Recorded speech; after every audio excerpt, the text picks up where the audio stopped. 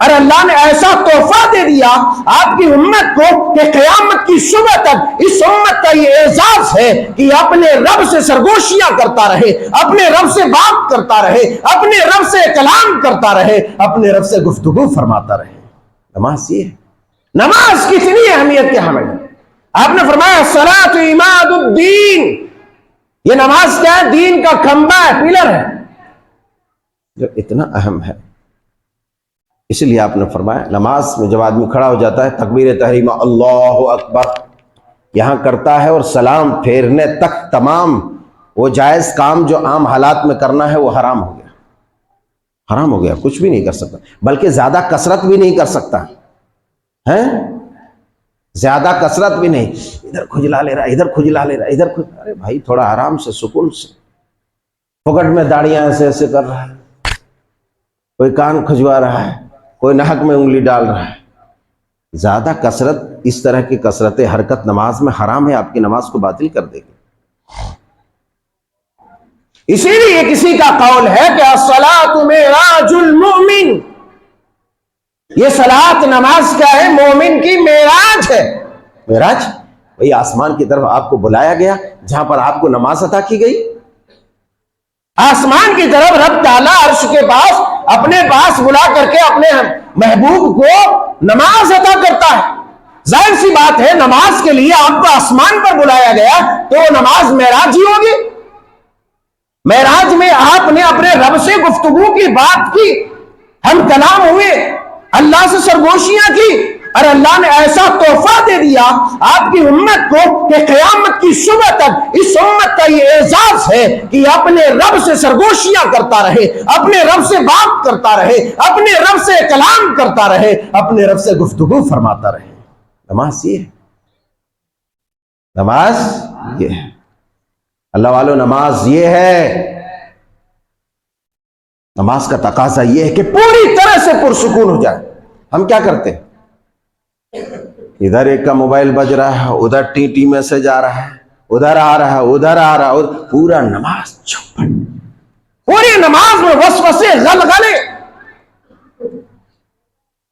آپ کے دل میں نماز کی یہ اہمیت ہے؟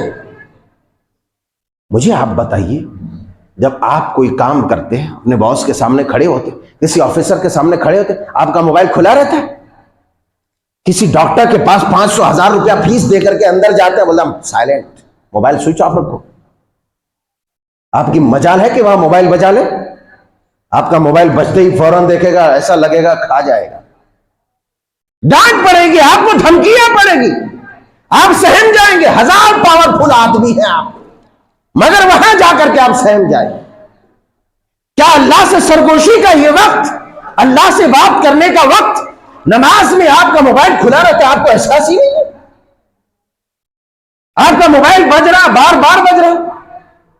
ارے بھائی اگر غلطی سے کبھی رہ گیا تو اس کو اٹھاؤ، ایک بار بند کر دو، ایک ہی بار آپ کی نماز میں خلل ہوگی، پھر بند کر کے رکھ دو، سائلنٹ کر دو۔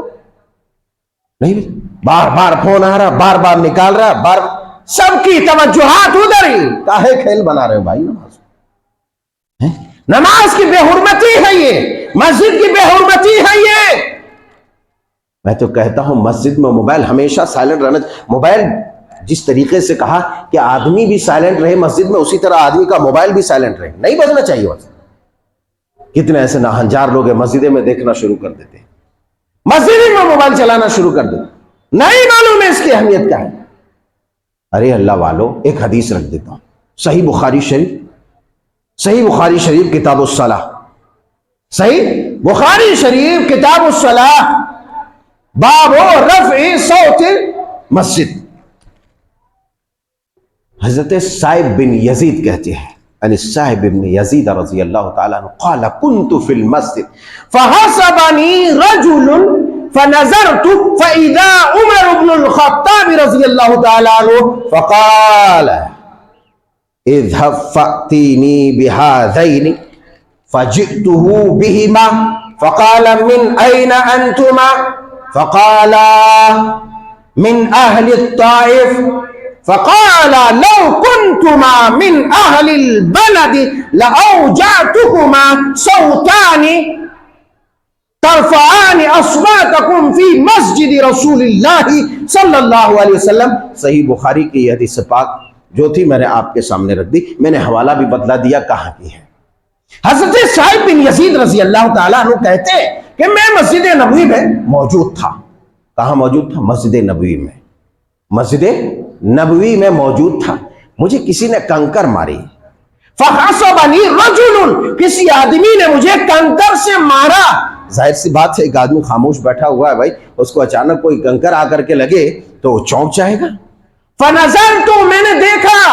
فَإِذَا عمر بن الخطاب رضی اللہ تعالیٰ عنہ، جب میں نے دیکھا تو دیکھا کہ وہ عمر بن خطاب رضی اللہ تعالیٰ عنہ.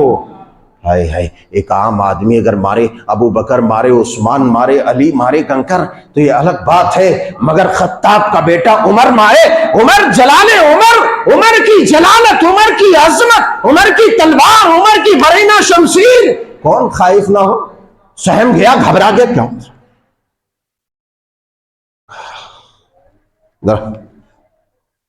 کہا کہ اذهب فاتینی بہما فاتینی بہذین، ان دونوں کو لے جا کے لاؤ ان دونوں کو لے کے آؤ. چلا گیا چلا. فجئتہ بہما، کہا کہ میں ان دونوں کے ساتھ آپ کی خدمت میں حاضر ہو گیا. ان دونوں کے ساتھ آپ کی خدمت میں حاضر ہو گیا. کہا کہ کدھر سے ہے تم لوگ، کہاں سے آئے؟ کہا کہ ہم طائف والے ہیں. کہا کہ ہم طائف سے آئے ہوئے ہیں. کہا کہ اچھا.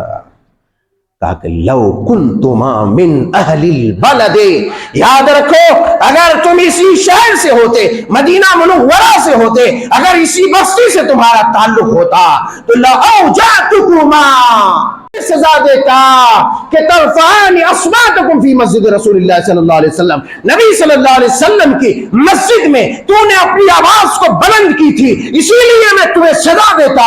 اے موبائل بجانے والوں، نمازوں میں موبائل کو بند نہ کرنے والوں، سنو، اگر عمر کا یہ فیصلہ ہوتا ہے، شریعت کا یہ فیصلہ ہوتا ہے کہ مسجد میں اگر کسی کی آواز اونچی ہو جائے، عمر اسے سزا دے. اگر مسجد میں تمہارا موبائل بج جائے تو تمہارا کیا نتیجہ ہو، تم سمجھ لو.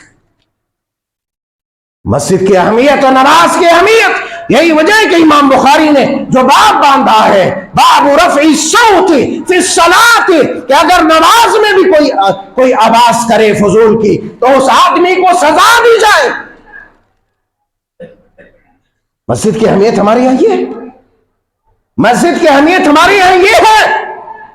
مسجد میں بیٹھ کے موبائل بند آواز، میوزک، ارے میوزک نہیں، تسبیح کی آواز سے مسجد گونج جانی چاہیے، نہ کہ موبائل کے میوزک سے. موبائل کھولو باہر جا کر کے، بکواس کرو باہر جا کر کے، موبائل بجاؤ باہر جا کر کے. یہ کوئی ضروری کام ہو مسجد کے تعلق سے ہو یا کوئی اہم معاملہ